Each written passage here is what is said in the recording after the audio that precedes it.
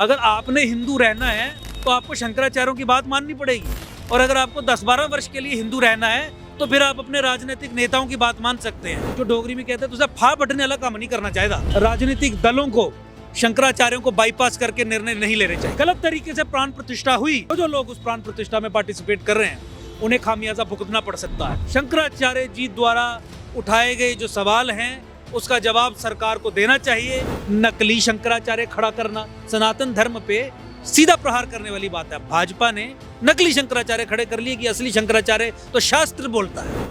500 वर्षों का संघर्ष खत्म हुआ, 500 वर्षों के बाद भगवान राम का भव्य मंदिर बनने जा रहा है।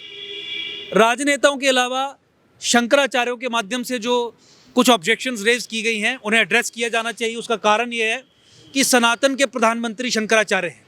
किसी भी बात पे जब कंट्रोवर्सी होती है, धार्मिक बात पे, शास्त्रों की इंटरप्रिटेशन पे, तो शंकराचार्य जी द्वारा कहा गया वचन जो है वो फाइनल होता है, उसे सब लोग मानते हैं। राजनीतिक दलों को शंकराचार्यों को बाईपास करके निर्णय नहीं लेने चाहिए। मुहूर्त और प्राण प्रतिष्ठा की मंदिर पूरा नहीं है, ये गंभीर विषय है। ये गंभीर विषय इसलिए है क्योंकि थोड़ा बहुत ज्ञान रखने के आधार पर और शंकराचार्य भगवान के आशीर्वाद से हम इतना जानते हैं कि मंदिर की प्रतिष्ठा होती है, मूर्ति जीवात्मा होती है, और मंदिर जब तक पूरा ना बने तब तक प्राण प्रतिष्ठा मंदिर में नहीं होती। तो इसलिए जो कंसर्न्स शंकराचार्य भगवान ने रेज किए हैं उस पर हमें सीरियसली देखना पड़ेगा, क्योंकि अगर गलत तरीके से प्राण प्रतिष्ठा हुई, गलत समय पे प्राण प्रतिष्ठा हुई, तो पूरे भारतवर्ष को और जो लोग उस प्राण प्रतिष्ठा में पार्टिसिपेट कर रहे हैं उन्हें खामियाजा भुगतना पड़ सकता है। प्राण प्रतिष्ठा का प्रोविजन भी धर्मशास्त्रों में है, और प्राण प्रतिष्ठा अगर गलत हो तो गलत प्राण प्रतिष्ठा करने के जो परिणाम भुगतने पड़ते हैं वो भी धर्मशास्त्रों में है, और धर्मशास्त्रों के ज्ञाता शंकराचार्य जी हैं। शंकराचार्य जी द्वारा उठाए गए जो सवाल हैं उसका जवाब सरकार को देना चाहिए, उसका जवाब राजनीतिक दलों को देना चाहिए जो इस अवसर में वहाँ पे जा रहे हैं। हम चाहते हैं कि 165 फीट अभी इन्होंने शिखर बनाने का प्लान किया, बना नहीं है, और वो चेहरा होता है भगवान का।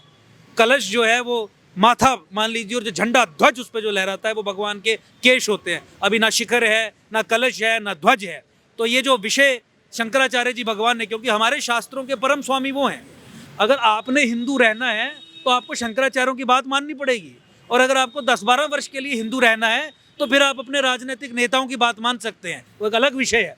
तो इसीलिए इन विषयों को करना चाहिए। लेकिन जो राजनीतिक दल, चाहे कांग्रेस हो चाहे दूसरे दल हों, जिन्होंने न्योता अस्वीकार किया वो गलत चीज़ है। आपको न्योता आया, आप राजनीतिक कारणों से नहीं जा रहे हैं, ये गलत बात है। शंकराचार्य जी को न्योता नहीं दिया। शंकराचार्य जी ने कहा कि प्राण प्रतिष्ठा इस हिसाब से होनी चाहिए, नहीं तो अनर्थ होगा, पूरे देश को इसका खामियाजा भुगतना पड़ सकता है। इसके लिए उनको कॉन्फिडेंस में लेके कुछ निर्णय करना चाहिए। शंकराचार्य भी वहाँ पर नहीं जा रहे हैं। तो शंकराचार्य सनातन धर्म के प्रधानमंत्री हैं, और इस बात का जवाब मैंने दिया कि उन्होंने ना जाने का कारण पहला न्योता ना देना, उनको नकली शंकराचार्य खड़ा करना सनातन धर्म पे सीधा प्रहार करने वाली बात है। भाजपा ने नकली शंकराचार्य खड़े कर लिए कि असली शंकराचार्य तो शास्त्र बोलता है, शास्त्र से बोल के धर्म की बात करते हैं, और ये पॉलिटिकली हमें सूट नहीं कर रहा है। तो ये बड़े दुर्भाग्यपूर्ण बात है। इससे बड़ा प्रहार सनातन धर्म पे कोई नहीं हो सकता कि शंकराचार्य जो एक टॉप मोस्ट इंस्टीट्यूशन है उसका डुप्लीकेट आप खड़ा करेंगे। हम यहाँ देखते थे छोटे छोटे दलों को कमजोर करने के लिए पैरेलली उसी नाम से दल भाजपा खड़े कर देती थी, लेकिन शंकराचार्य भी खड़े करना शुरू कर दिया आपने। ये शर्म आनी चाहिए इस दल को, और इस दल के समर्थन में, इस विषय को लेके इसके साथ जो समर्थन में लोग खड़े हैं उनको।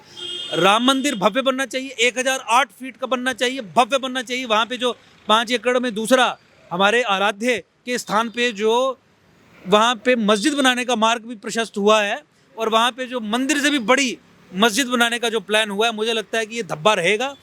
मक्का मदीना में सबसे बड़ा उनका अपना धर्मस्थल रहता है, अयोध्या में सबसे बड़ा हिंदुओं का ही धर्मस्थल रहना चाहिए, और इसीलिए ये कहा गया था कि 1008 फीट का शिखर।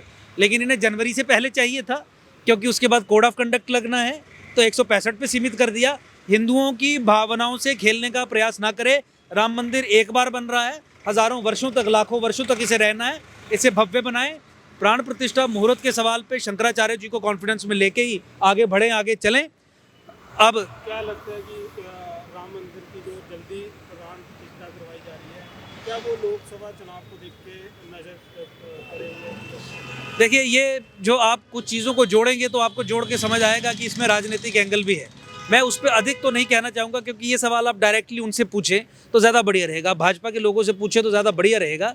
राम मंदिर बनने का हम पूरा समर्थन करते हैं। मैंने पहले भी कहा 500 वर्षों का जो इंतज़ार है वो खत्म हुआ है। भव्य बनना चाहिए, शास्त्रों के अनुसार बनना चाहिए, हमारा केवल यही कहना है। और शास्त्रों की इंटरप्रिटेशन शंकराचार्य करते हैं। शंकराचार्य प्रधानमंत्री हैं सनातन धर्म के। शंकराचार्य की बात को मान के फिर उस तरीके से प्राण प्रतिष्ठा और मुहूर्त का समय तय करके चीज़ें होनी चाहिए।